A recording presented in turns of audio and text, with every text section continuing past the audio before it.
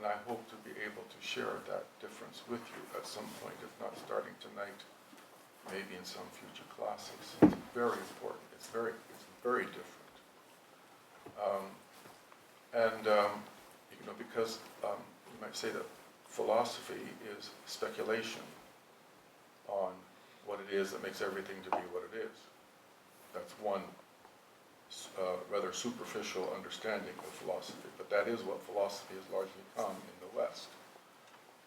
And off of that kind of superficial understanding of philosophy has grown the discipline of science, which is simply to study the universe and try to figure out how it works.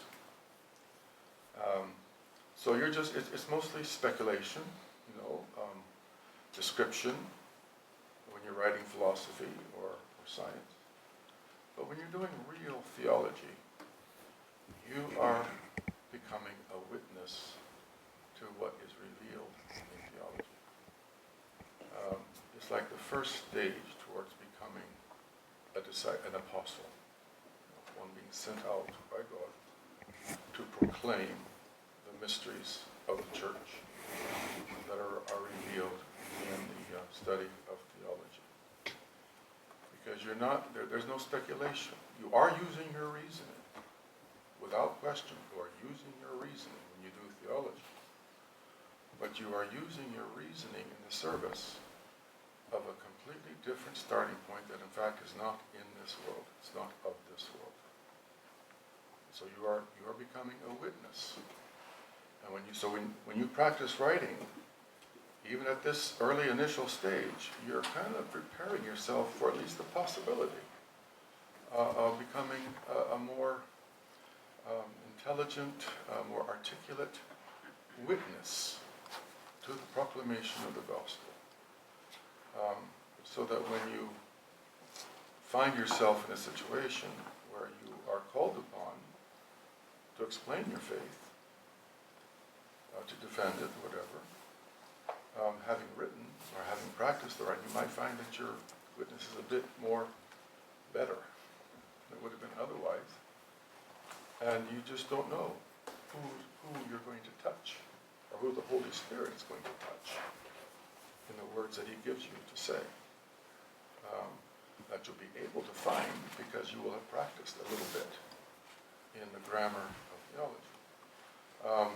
So as I say, I think that I can see many of you struggling, if not all of you, struggling to articulate what you see in your mind.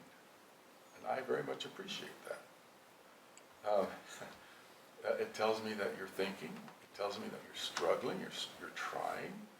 And I can guess, I would not be surprised if many, if not all of you, came away from writing that paper, your first paper, feeling some measure of frustration. That you didn't say it like you saw it, like you wanted to say it. It wasn't as coherent as you wanted it to be. Oh, but the deadline's here, I gotta hand it in, so you hand it in. So I think it's a good exercise, even if you feel like you fall flat on your face. I think it's a good exercise for you to be doing those papers and writing them to the degree that that your time and circumstances allow. And again, remember, you're not writing for a grade. You're not writing for a grade. You're not writing for me. You're writing, as I say, to help to practice developing your mind and your speech to proclaim the mystery of God that has been revealed to us. So that means then that you need to learn, really work on saying what you want to say as clearly as you can and as straightforward. In other words, you want to be careful that you're not saying it in such a way that it can be construed in a wrong way, or that you're misrepresenting what you're trying to say. You need to work on trying to say it clearly and concisely and accurately, rightly, So that's the word I want to say on the paper. I've read most of them, but again, as I say, I don't have time to comment on all of them like you would like me to, as I would like me to. But know that I am reading them, and I very much appreciate them. I did write down some notes on some topics that I think are kind of coming out from what you were writing that we might want to talk about in more depth in the class together. Unfortunately, I left those notes at home. I didn't remember them, but I think I might be able to remember some of them off the cuff that we can still profit from a discussion if that's where this evening's class goes. So the second thing I want to say is about the written assignments that are being due. We've now had 2 classes. We've had 2 written assignments. I just send out a third for next class. So that's 3 classes, 3 written assignments. Well, those writing assignments are going to begin to diminish because starting next week, we begin with the papers, the semester projects, the 6th semester projects. And then the rest of you will also be working on your own semester project. So you'll already be doing some writing, and I doubt that many of you will have time to be writing something else in addition to the semester project that you're working on. So the writing assignments will diminish after next week. So this last written assignment, the third one that was given out this afternoon, morning, whenever it was, might be the last one for a while. What I might do from that point on is I might just write down some bullets that you want to look for as you're reading the reading assignment. We do want to continue with the reading assignments. What we're wanting to do with those reading assignments is we're wanting to lay down a foundation of just, theological data, if you will. So we have something concrete and substantive to work with. We've chosen our 3 texts because these are trustworthy, reliable witnesses to the Orthodox faith. So we can be confident that if we are collecting our data from what St. John's, Herman Gregorios, and Father Michael say, we can be confident that we have a good, solid pile of data, for lack of a better word. Those are the comments the housekeeping details that I wanted to set down before we start. We have a basket in the middle, so that's for your stoops, your somethings to ponder. If you have that, if you haven't done already, you can put that into the basket. So now, what I will do now is I'll hand out these tests. I should pause. I suppose that you have any questions or comments that you want to make with regard to these kind of housekeeping matters before we proceed with the main activity at hand. Michael? Oh, I need to get my test back because I put the answers with the test. Oh, that does. Yeah, it just popped in my mind. It's like, oh my goodness. Well, Keep in mind, I'm not educated and I've never done this before, so I'm a basket. All right. So is there a copy that you can give us? What? I just make sure the answer's not. Okay, while you're doing that, Oh, okay, here's Basil's test. Nick, I'll give you Basil's test. Here's Blake's test. Basil will make this easy and give you Blake's test. Here's Avery's test.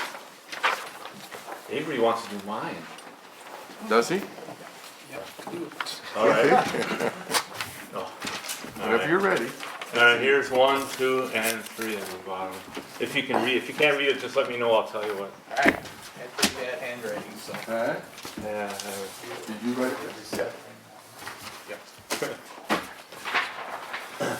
Oh, Nick, you didn't write a test, did you? Yeah, I might meditate for 10 minutes. All right. Did you? Did you make a test? No, Okay.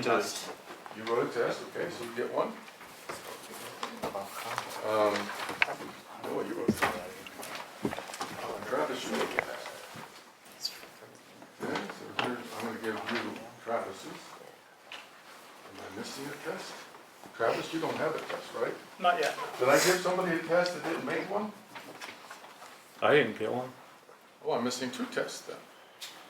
Oh well. I can live with that. Travis's, I gave you Travis's, that's page 5. Sorry about that. No, that's no fun if you could wrote a test, but you don't get a big one. Did you wrote a test? Yeah, you do. I have another copy. All right, I'll take this one. Give this one to Michael. start? Yes, you may start. I'm gonna do another one of these. I'm missing that, but that's not good news.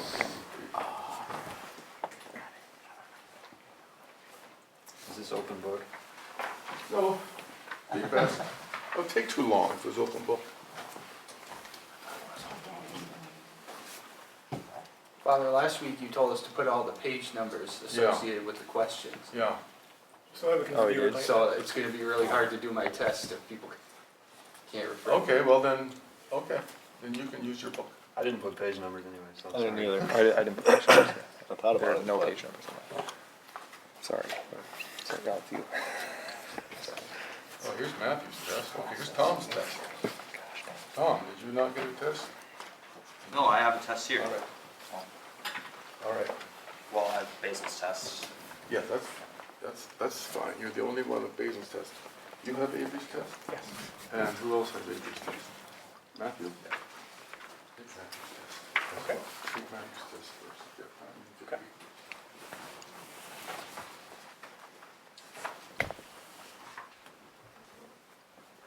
Now, here's Noah's test. Does anybody else have Noah's test? I didn't want, What's that? I only printed that one. Yeah, you are, that's fine. Somebody gets to take Noah's test. Who? Well, I had mine A because couple of people have yours, yeah, well, whatever. Who wants to take Noah's test? You want to take it, Michael?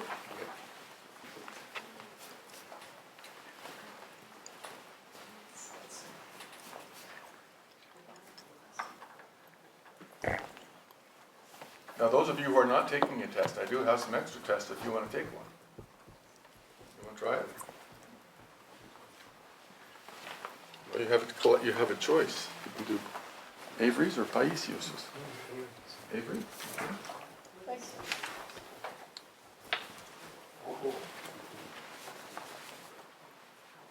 Yes.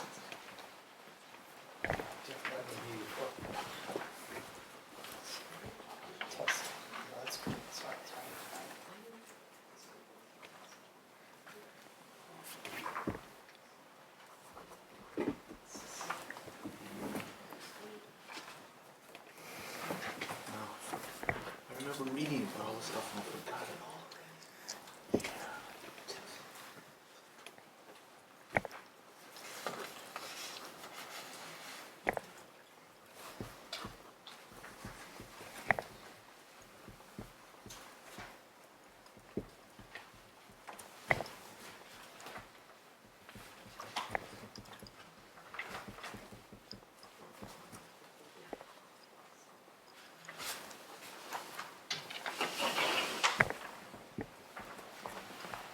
Who has Matthew's test? You have Matthew's test? No, I have Thomas Avery's.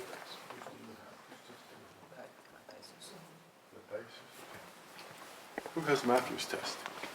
I got it, man. You have Matthew's test, Yeah. all right?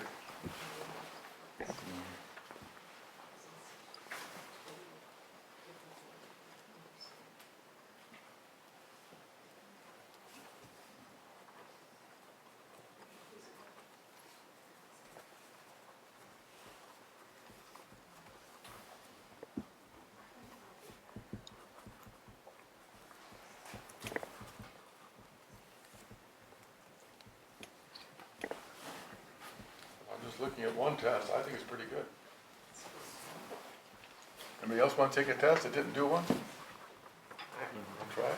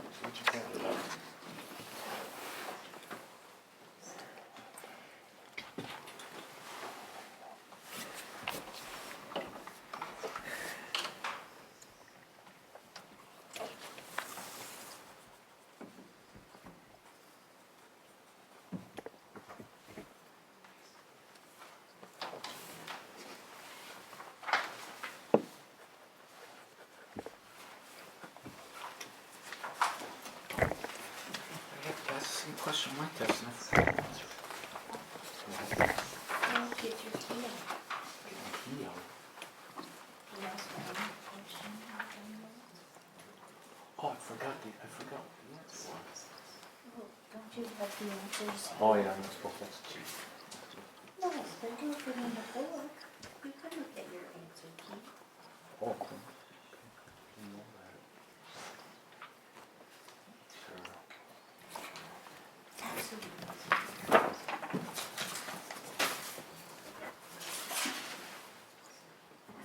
Oh, I would have guessed it. It's the number I had in my head, but it was right.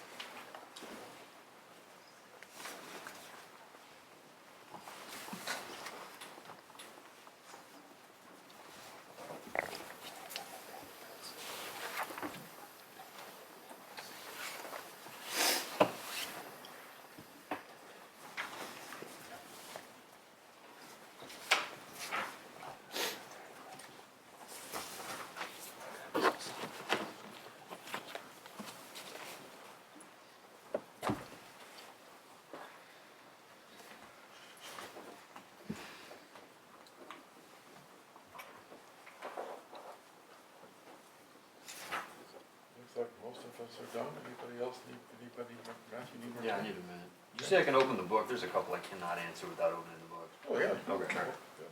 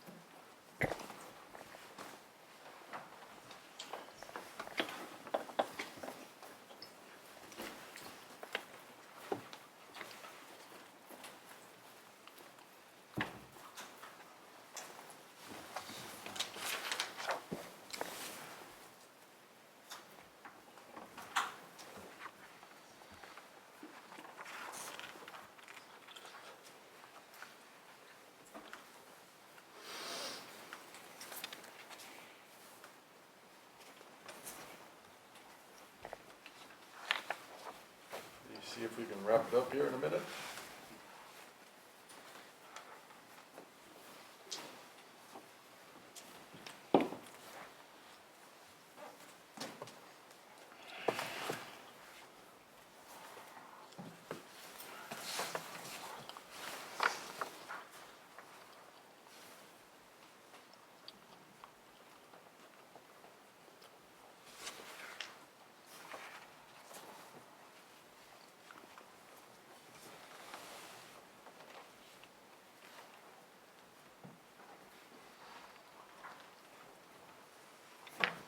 While we continue this next part, those of you who are not finished, you go ahead and keep working on it. I don't think we'll distract you too much, but you'll have to divide your mind between your two ears. So this is what I propose to do. Given the number of people that we're working with here, the couple tests that I looked at were really good. I would love to go over each test, the whole test, with, here, with all of you. But we don't have time to do that, obviously. I could break you into small groups, and you could discuss the test that you took, respectively. But then that means that the tests that you didn't take, and which are equally good, you would not be privy to. So, this is what I'm going to do. We're just going to go around the tables, and those of you who wrote a test and took a test, I'm asking you to choose, let's start with one question from the test that you took, the one that you thought was the most challenging, the most provocative, or the most interesting, whatever. You choose the question that you want to share with the group. Tell us who the test is written by, but you will read the question, and then you will give the answer that you gave. And then the rest of us, and now everybody, can get in on the discussion. If anybody would like to respond, offer different nuances, or build on what the answer you gave, or even share something that your answer may have evoked in our understanding. So we'll see how this goes. The teacher's always worried that he's not going to have enough material to fill the hour, but I think we'll have more than enough material to fill the hour here. So let's see, Basil, we'll start with you, and we'll just work our way around the clock. Yeah. So pick Might a have question. to come back to me. I need a quick. Well, then Blake, are you ready? Sure. And who wrote your test? Avery. Avery, okay. Maybe you can tell him if he's right or wrong. You can tell him, you can respond to him. You have first response. All right. And then we open it up to anybody else. All right? All right, well, I'll pick one that I thought was kind of harder. I didn't know exactly, my answer probably isn't what your answer key says. So, say on page 75, Pomazansky writes about the oneness of God. From which part of this can we understand that God is utterly free and unbound by time? And I said, because God is uncreated and time is created, and nothing created could have any bearing on the uncreated. So that's how I thought that. I'm pretty sure when you say Pomazansky writes about the oneness of God, that part of what he was talking about was how God is uncreated. So what's the question? What part of God is free? From which part of this being the oneness of God, or the section in the book talking about the oneness of God, from which part of this can we understand that God is utterly free and unbound by time? All right, that's an interesting question. Avery, what did you have in mind? Yeah, that's basically right. In the first paragraph, in the last line of the first paragraph is the quote that is in my answer key, which says, "A divinity limited by another being loses his divine dignity." So, if there is some force or some aspect that circumscribes God, or which God is limited by, then he's, it compromises our understanding of him. So then, what is it, from what then, that makes God, again, I'm sorry, what makes God Yeah, free? it may have been a poorly worded Is it his question. oneness then, his absolute, his uncreated oneness? That there is Yeah. no other? Is that it? Yes, All right. more or less. I had a slightly different answer to that same question. Oh, you took the same question, the same test? Yeah. Yeah, go for it. All So I right. said God is one and therefore outside of time, time being a condition of being, because you measure time in a thing related to another Okay. thing. Hmm? And so if it's God can't be created, so therefore he's not. So you're saying from his uncreatedness? Yeah, it's a condition of being beyond being. All right. Of course you exist outside of time. So from his, I think we can put those two together, right? Yeah. From Yeah. his uncreatedness, but you said that, Blake, right? You said Yeah. uncreated. Yeah, Avery's question says, he's writing about the oneness of God, but I pretty much just took that and said about his uncreatedness. So maybe I No, didn't but really I address think his that's- oneness very well. I believe, I think that's very, very insightful. If I can keep this down to a minute without, I'll really strain myself. But in philosophy, there's only one being. There can only be one being. Reason itself tells us that there's only one being. For the reasons that you gave with regard to God. Being is. Being is. So in philosophy, what are the two realms? There's being, and what's the other realm? Becoming? Becoming, or change.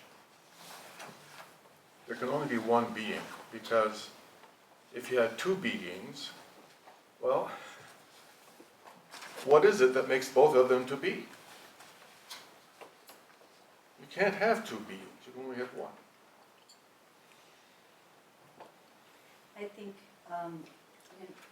St. John of Damascus, he also, it was an intriguing statement, but he talks about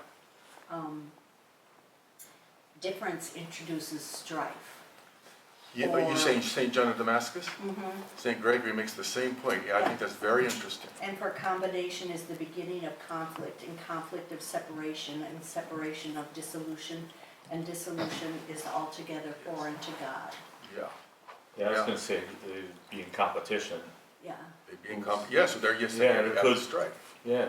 And that begins the dissolution. But I want you to, I'm hoping to kind of hook you here, maybe trouble you a bit. How is it that theology then is different from what philosophy is? Because philosophy too says there can be only one being for kind of the same reason. I put for Matthew's question is what's the main difference between theology and philosophy? Philosophy relies on our speculation and rationality, while theology relies only on divine revelation. So you're saying that addresses Avery's question? Matthew's, that's what I put down, so I will leave it up to him to. He was answering your question about what's the Well, difference that too, between but I was philosophy also- and theology. Okay. Since he brought up the subject, I thought, well, that was the one I was gonna Okay. talk about. Okay, So I okay, figured then I'd better get it out before somebody else You're ruined it. headed for Come the up with a new ballpark. one. You're headed there. This is the point that I want to make, because I said I didn't want to make this overly long. This is the point that I want to make. You answer the question. Who or what is the being of philosophy?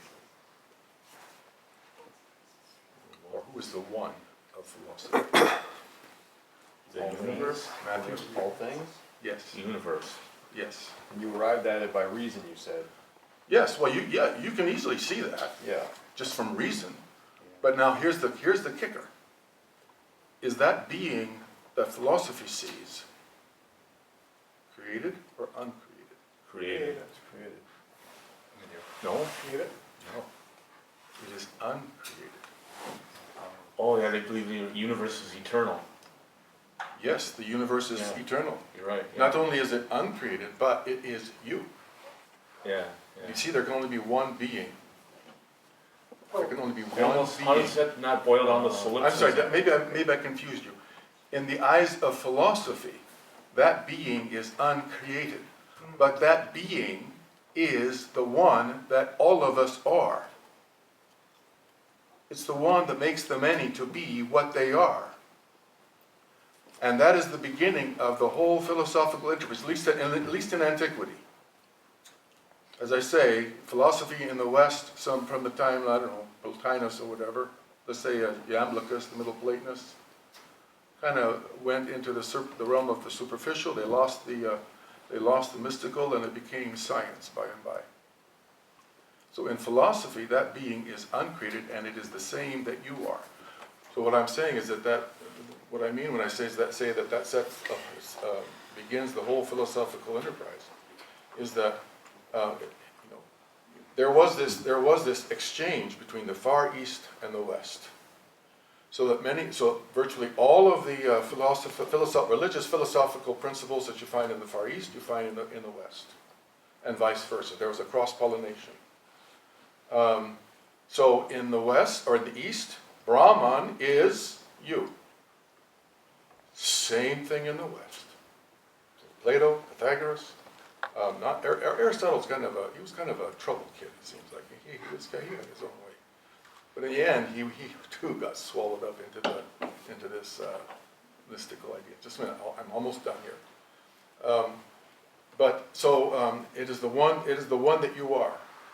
It is the being that you are. But in theology, what is this being that we are? What is it? Created or uncreated? Created. It's created.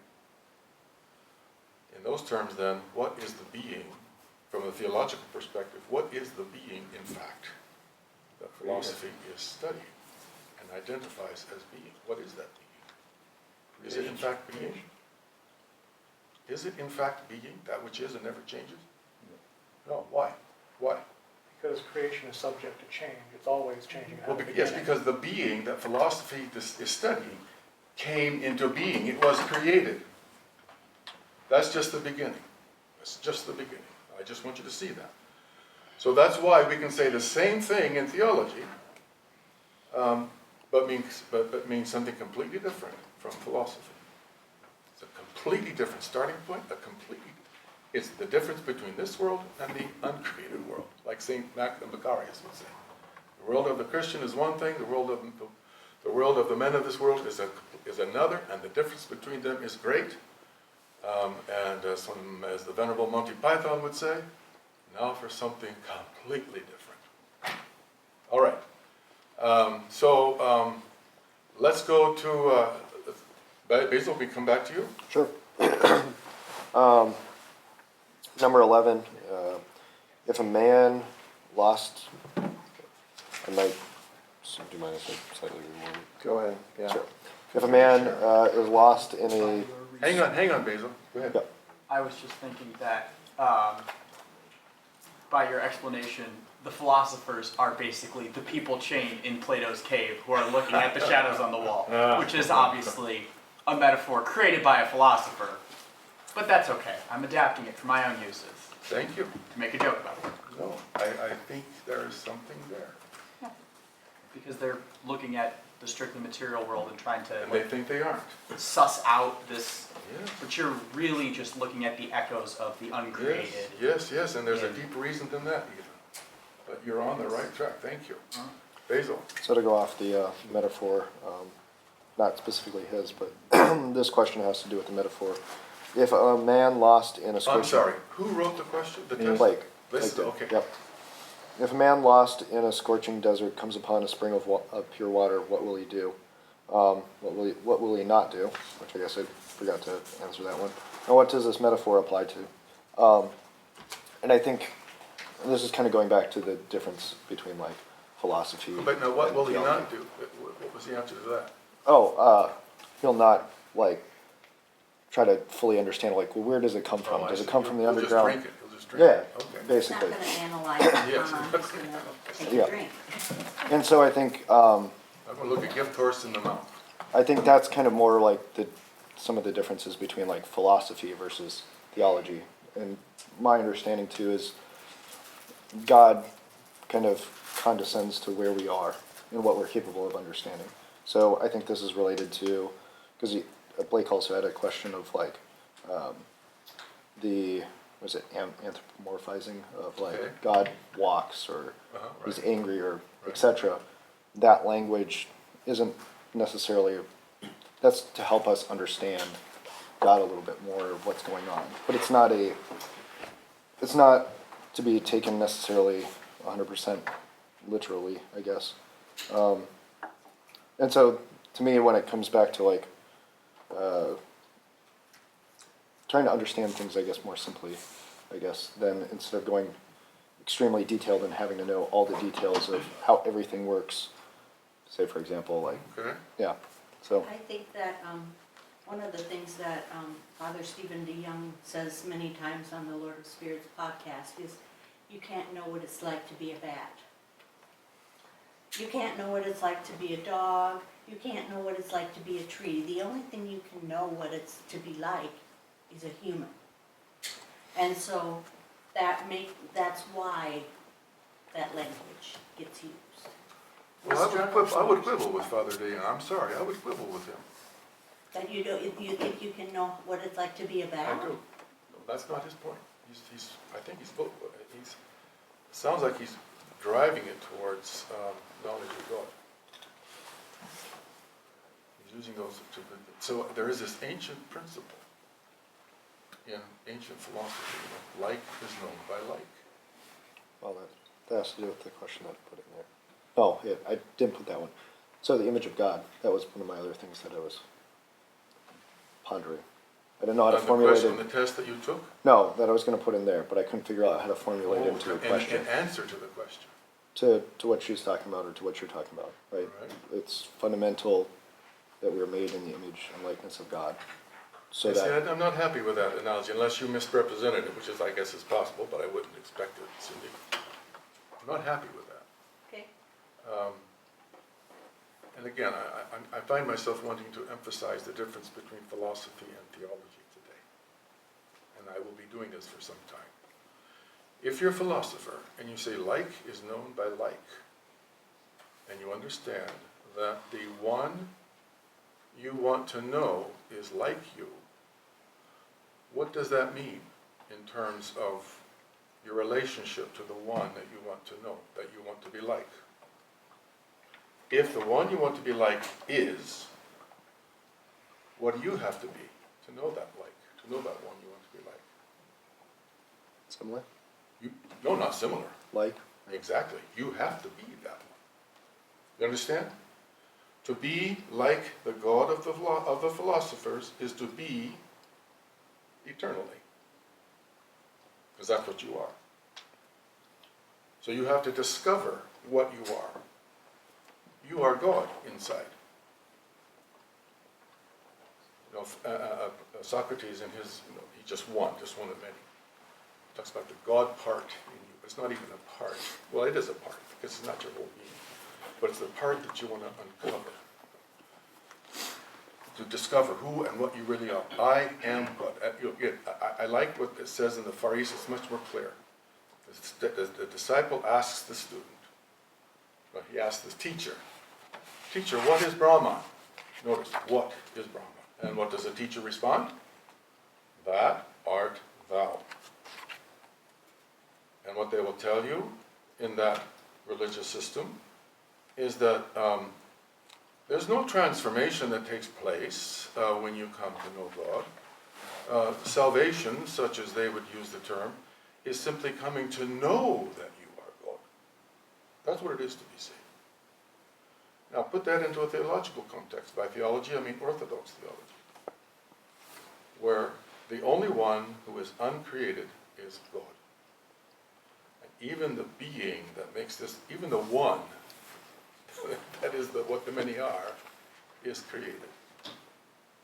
How then can to be like, to know God by being like Him, how can that mean anything other than to be like Him, to participate in Him, without becoming God?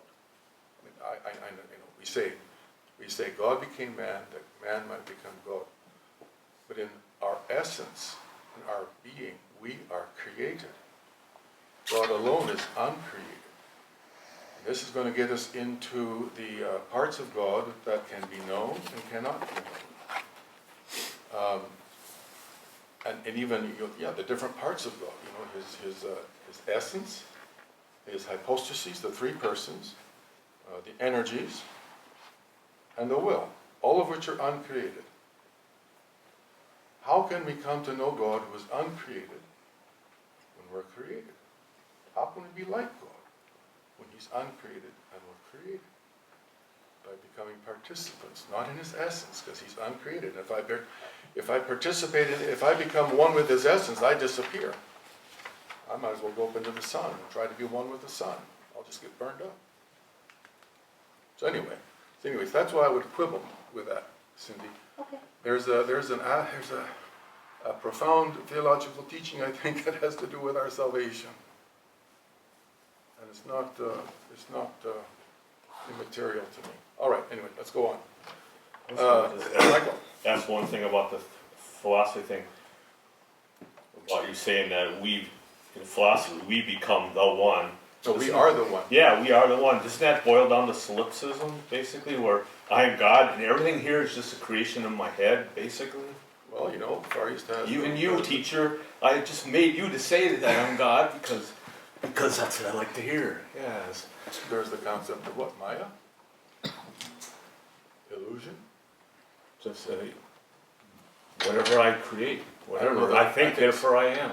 I think solipsism might be too strong, but the more deeply you look at it, might not be so strong. I mean, that's kind of what Demetrius Staniloy says when he's critiquing the Marxist socialism of Romania in his day.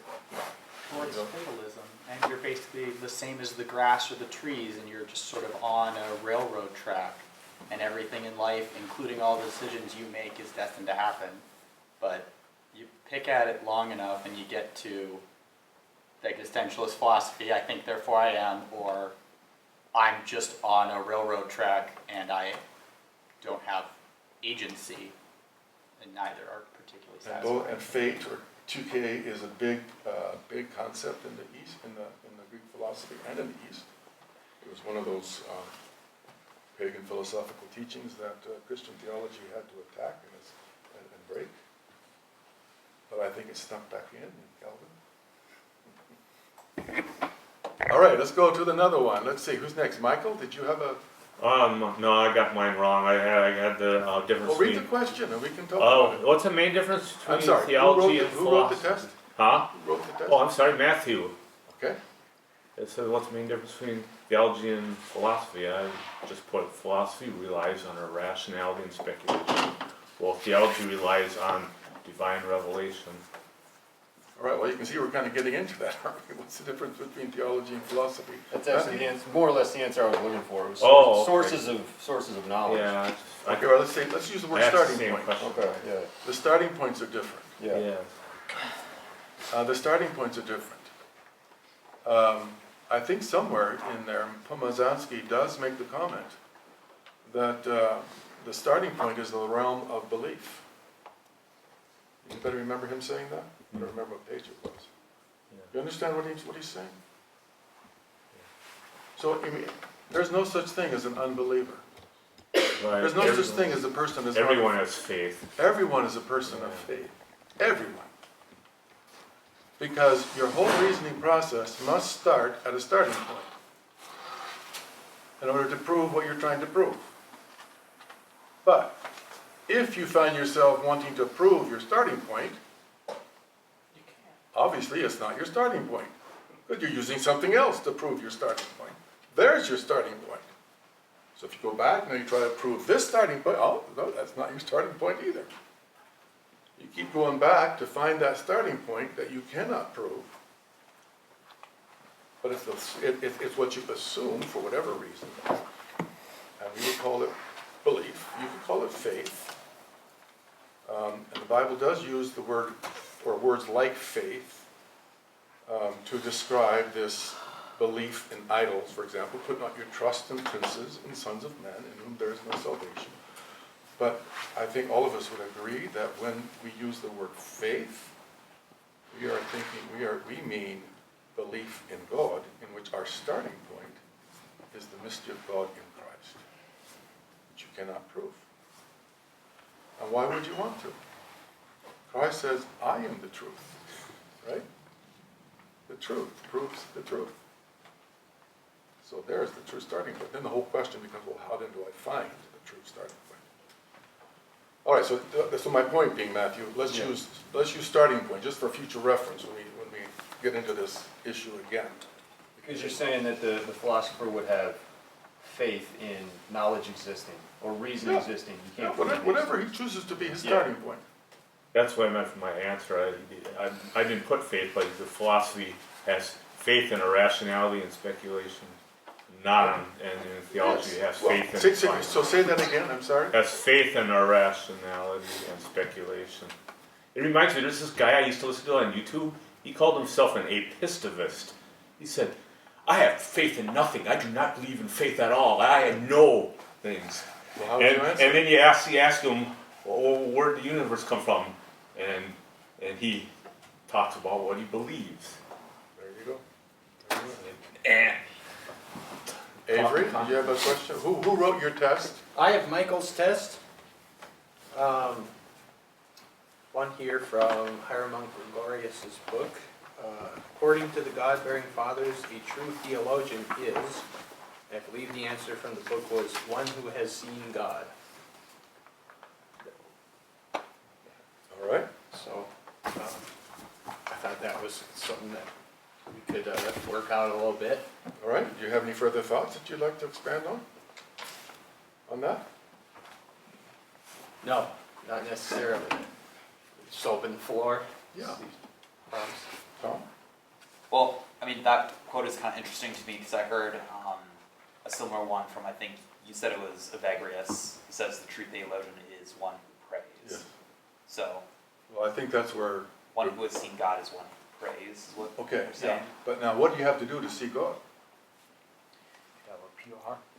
Blessed are the pure in heart, yeah, for they shall see God. Yep. Um, that's why I haven't seen God yet. I got a lot of work to do in my heart. and yet you have seen something that you believe. I have seen hope. Maybe I've seen a little flash of light, maybe, I don't know. But Well, based on your own experience, guys, I think it's St. John Climacus, who, I think it's he may be someone else, but he says that we see in an unseeing way, yeah. we know in an unknowing way. What do you think he means? From your own experience, I don't know if you can figure, that's like a riddle that you cannot break by trying to reason it out, because It's it's something contradictory. where I desire and I keep going towards it even though I'm not sure. But you see something. I mean, I am stepping out in faith day by day. I don't know if that next step is the right one or if but I just keep on getting up and doing it. But I'm far from even barely understanding it. So, Well, it sounds to me like you're describing the element of hope, yes, and hope is very much an aspect of faith. yes, So in fact, when you're reading the absolutely. Old Testament, especially the Psalms, Yeah, whenever you come up, notice how many times the psalmist used the word such as something like, "My soul hopes on the Lord." He's basically saying, "I believe in the Lord." Hope and faith are together. What does St. Paul say? He says, faith is the substance of what's not seen, the demonstration of, how does it go? I can't remember it now. Come on, somebody help me. What does it say? The proof of what's the substance of things not yet. The substance of things hoped for, right? the substance, and the evidence, Yeah. and the evidence of things not seen.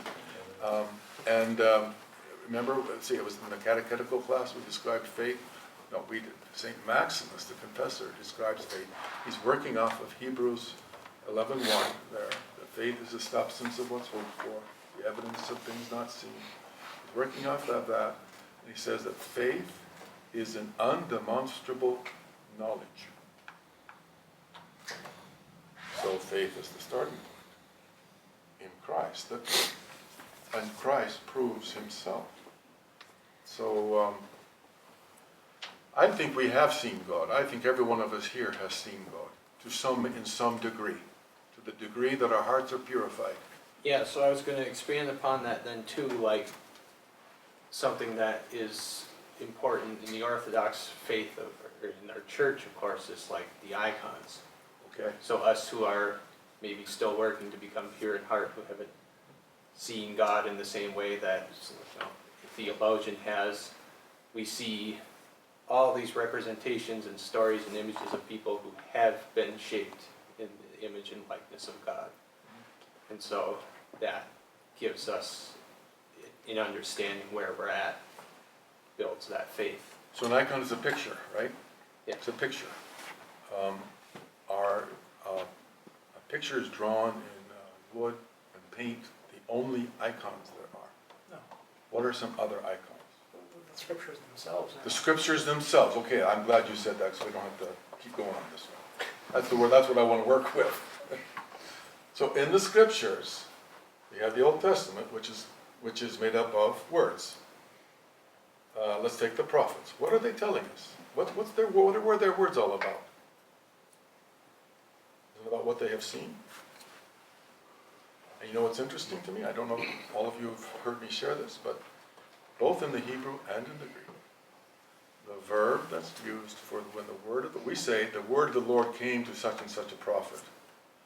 But in the Hebrew and in the Greek, the verb is the to be verb, the copula. It's not to be, it's to become. And it's actually the word of the Lord came to be to such and such a prophet.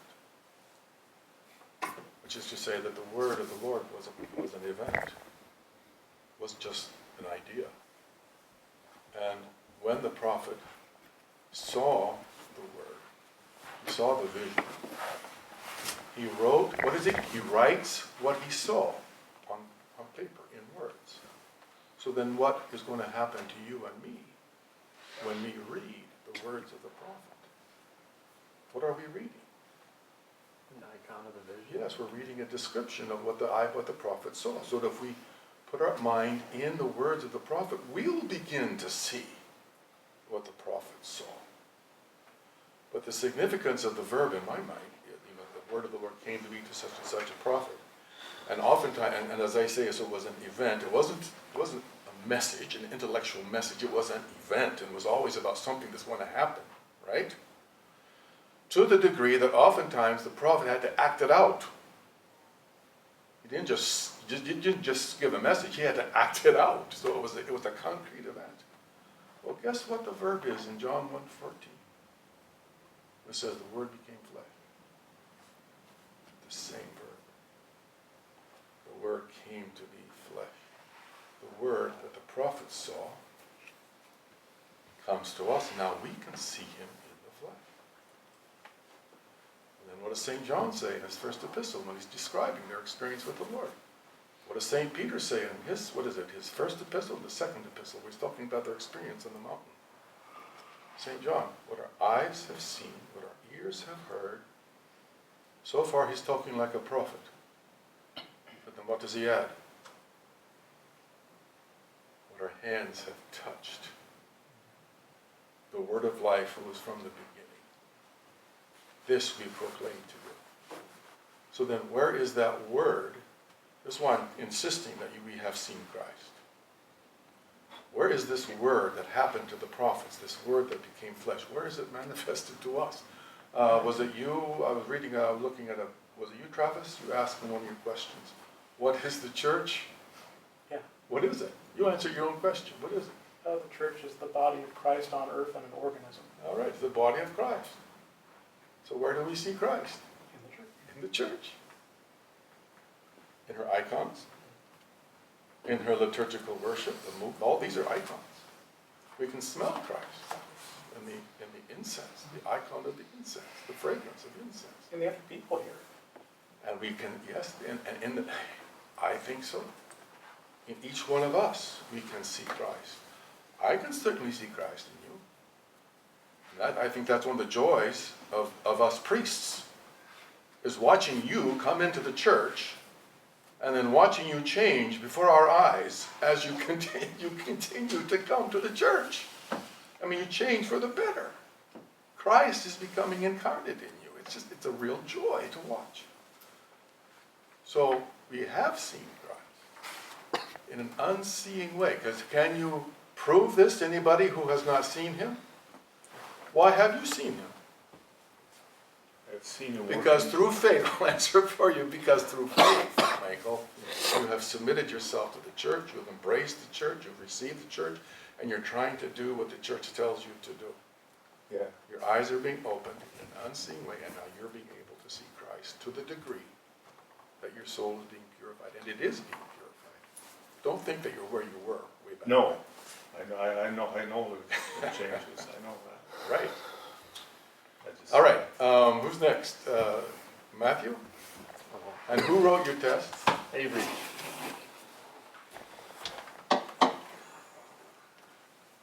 Let's go with number 8. Would it be appropriate to say that God does not have knowledge of things he has not yet created? And I wrote, if God is not unknowing, then God has knowledge of all things that are, were, or will be. Avery, you happy with that? It's kind of a trick question, but Okay. I would say that's correct. I said, But actually, I want to run an answer by you, because I had a thought on this. go for it. I want you to know this puts God in a time-bound state. From God's perspective, all things are created and recorded in his book simultaneously. Well, Travis, you asked the same question, didn't you, in your test? Well, what I asked is, from God's perspective, are all events in the past, present, or future? And the answer would be? The present, yeah. Yes, so, And from our perspective, because we're in time, God is not in time. so what I wrote for that is, it would be improper to say that God does not have knowledge of things he has not created yet, put that in quotes, because by even using that term yet, we ascribe to God a category of our experience of time, which he does not share with us. So open I like that. What are you going to do with Psalm 139? How does it go? Before I was shaped in my mother's womb, you knew me. All my secret parts, you knew. I guess that's also just like, I don't know if you know the current of, I think it's called open theology, Yeah. Open I'm theism. not open familiar. theism. Yeah. It's kind of a riffing against that a little bit. Great No, boy. describe Needs to that go to to me. his church. Yeah, my brother goes there. Describe that to me, I'm not familiar with that. So it's basically the idea that, okay, so let me think about this. Can I? Yeah, you were God there. knows everything that God could possibly know, but since free will decisions have not been made yet, they don't exist, so God can't know something that doesn't It is- exist. it That is is a- its It is explanation. it's a defense of free will Yeah. by stating that things that have not happened yet are not yet created, and therefore God doesn't know them, Oh, because he hasn't created them yet. oh. Does that sound like biblical revelation or like human speculation? Human speculation. It sounds like people who are starting Well, to... him and John Piper, the Calvinists, they used to brawl like little dogs, yapping at each other. It's like, it's an overcorrection of, Of Calvinism. yeah, yeah. It's an over- Of a mistake to begin with. Correcting a mistake with another mistake. Yeah, Well, how would you answer the question? Who are we? Avery, Matthew, Travis, how would you answer the question? In terms of God's knowing everything and our free will. Well, knowledge of something I don't know, doesn't... maybe I asked too big a question for 3 minutes left in the class. What would you say? Well, knowledge of something doesn't impede the will of the being performing the action, especially for a being who is outside the boundaries of time. All right, They give a great I think so, but let's kind of come at it this way. What is God's will for everybody? But they Be saved. All right, so then if he foreknows that you're going to make this bad decision, what do you think he's going to do? everything you can without violating your free All will right. to save you. The image I have is the curling. You know, there's, what do you call it, the ball going down there? And here's God trying to direct the curl to the goal. He sees it going this way, so he... He's out there with a broom, is that it? Some, yeah. Yeah. So, He's I trying to see keep the him way smooth. with a sophisticated billiard balls where he's having other balls. okay. So you could say in his foreknowledge, he's given us every means that we need. Yes, yes. The formula would be, in the Holy Fathers, is that God foreknows, but he does not predestine. He has predestined, but what he has predestined is the glory for everybody who receives him.